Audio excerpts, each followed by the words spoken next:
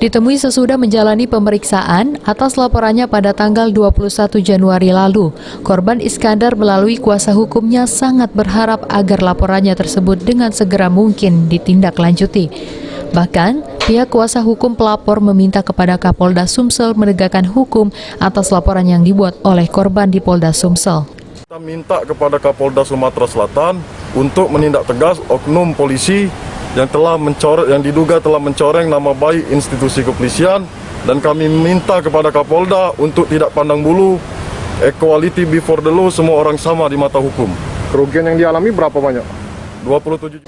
Diberitakan sebelumnya bahwa pelapor sekaligus korban telah membuat laporan ke Polda Sumsel dengan melaporkan oknum polisi berinisial Bribka AR karena dugaan perkara penipuan dan penggelapan, sehingga membuat korban alami kerugian sebesar 27 juta rupiah. Firman Hidayat, PAL TV.